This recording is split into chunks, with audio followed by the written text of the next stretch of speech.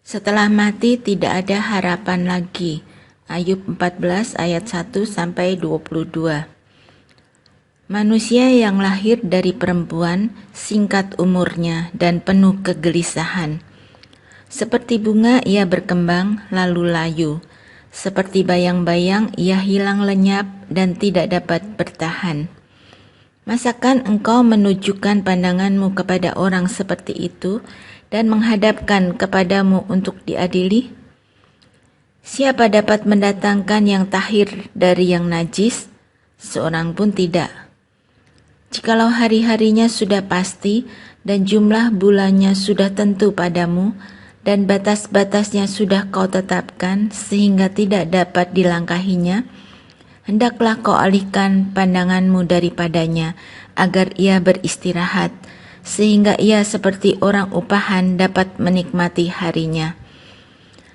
Karena bagi pohon masih ada harapan, apabila ditebang, ia bertunas kembali, dan tunasnya tidak berhenti tumbuh.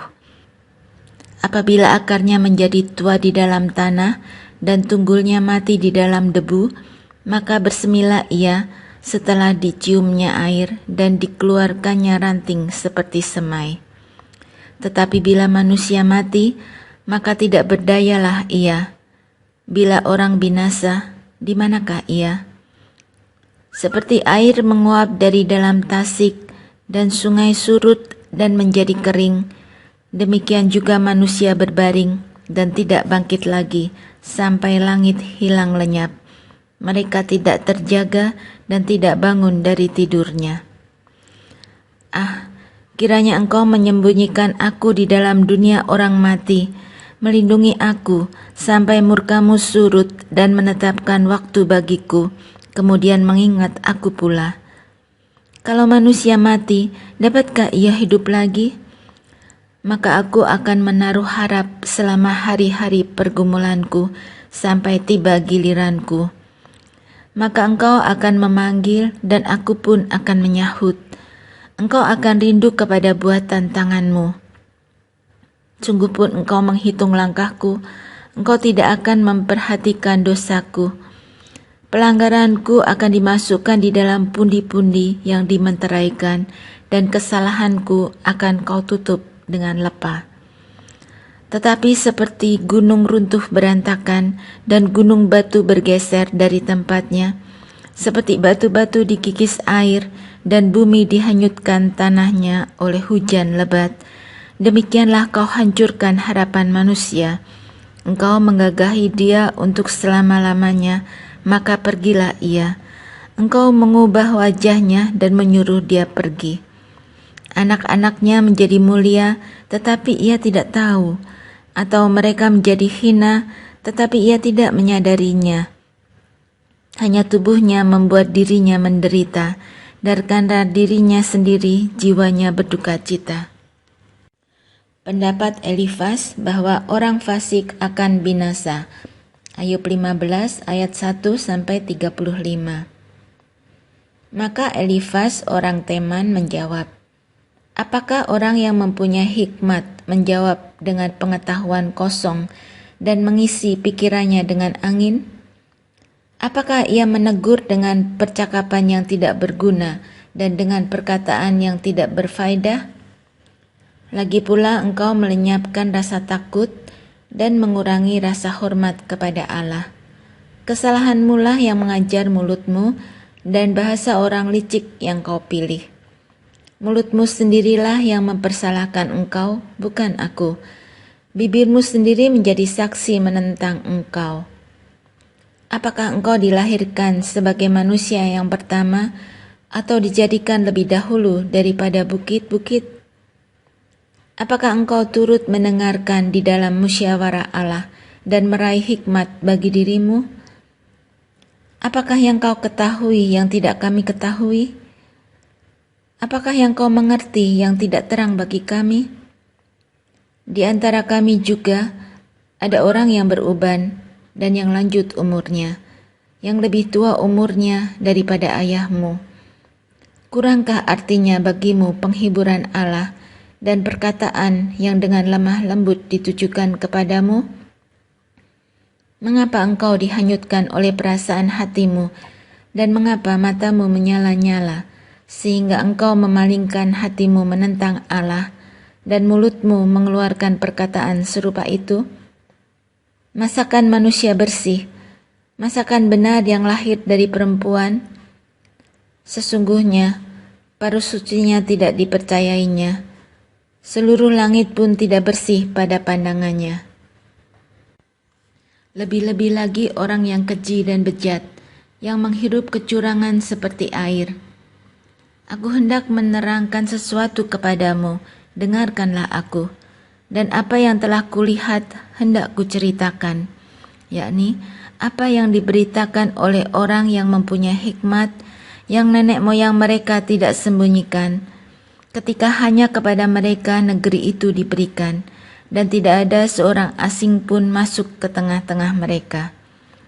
Orang fasik menggeletar sepanjang hidupnya, demikian juga orang lalim selama bertahun-tahun yang disediakan baginya. Bunyi yang dahsyat sampai ke telinganya. Pada masa damai ia didatangi perusak. Ia tidak percaya bahwa ia akan kembali dari kegelapan.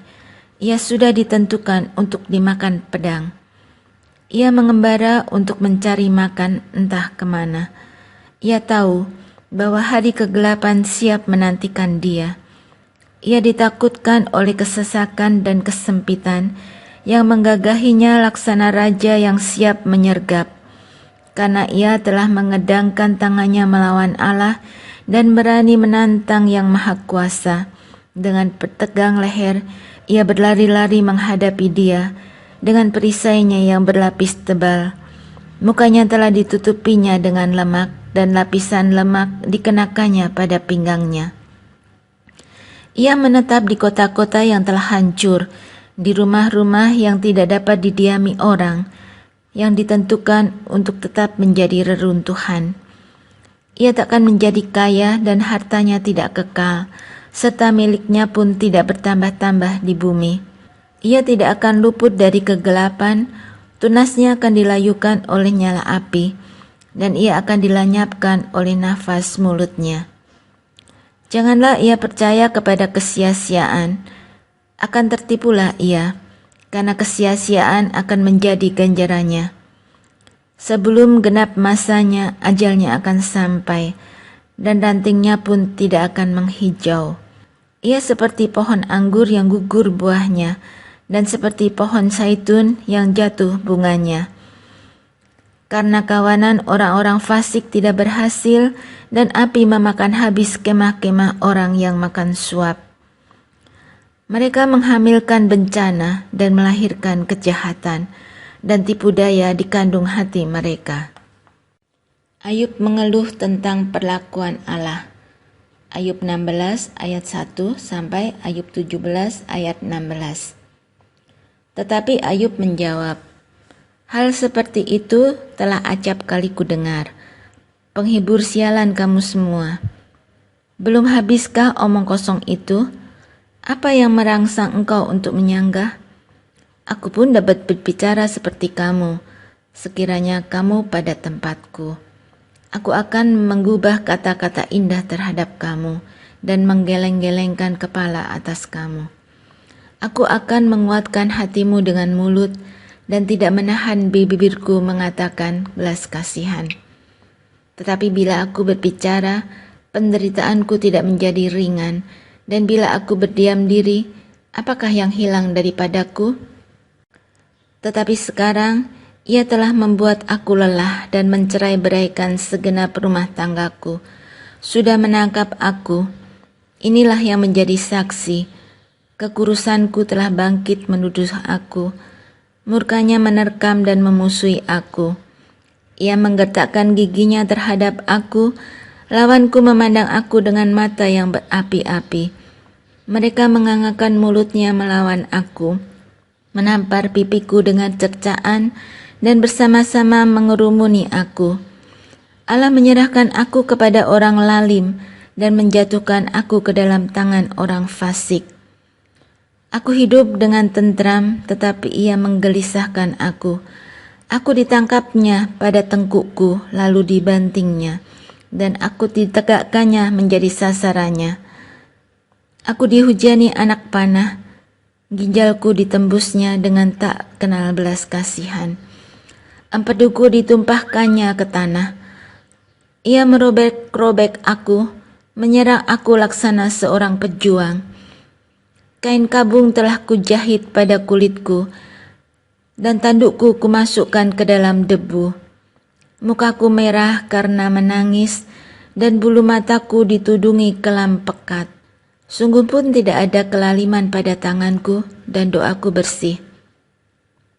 Hai bumi, janganlah menutupi darahku, dan janganlah kiranya teriakku mendapat tempat perhentian.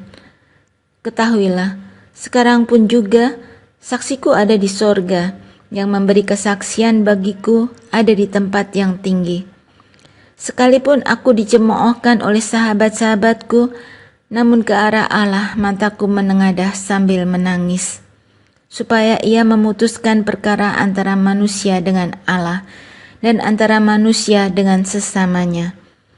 Karena sedikit jumlah tahun yang akan datang, dan aku akan menempuh jalan dari mana aku tak akan kembali lagi. Semangatku patah, umurku telah habis, dan bagiku tersedia kuburan. Sesungguhnya aku menjadi ejekan, mataku terpaksa menyaksikan tantangan mereka. Biarlah engkau menjadi jaminanku bagimu sendiri. Siapa lagi yang dapat membuat persetujuan bagiku? Karena hati mereka telah kau katupkan bagi pengertian. Itulah sebabnya engkau mencegah mereka untuk menang. Barang siapa mengadukan sahabatnya untuk mencari keuntungan, mata anak-anaknya akan menjadi rabun. Aku telah dijadikan sindiran di antara bangsa-bangsa, dan aku menjadi orang yang diludahi mukanya. Mataku menjadi kabur karena pedih hati, segala anggota tubuhku seperti bayang-bayang. Orang-orang yang jujur tercengang karena hal itu, dan orang yang tidak bersalah naik pitam terhadap orang fasik. Meskipun begitu, orang yang benar tetap pada jalannya, dan orang yang bersih tangannya bertambah-tambah kuat. Tetapi kamu sekalian, silakan datang kembali. Seorang yang mempunyai hikmat tak akan kudapati di antara kamu. Umurku telah lalu, telah gagal rencana-rencanaku, cita-citaku. Malam hendak dijadikan mereka siang, terang segera muncul dari gelap, kata mereka. Apabila aku mengharapkan dunia orang mati sebagai rumahku, menyediakan tempat tidurku di dalam kegelapan, dan berkata kepada liang kubur, engkau ayahku, kepada berengah ibuku dan saudara perempuanku, maka di manakah harapanku? Siapakah yang melihat adanya harapan bagiku? Keduanya akan tenggelam ke dasar dunia orang mati apabila kami bersama-sama turun ke dalam debu.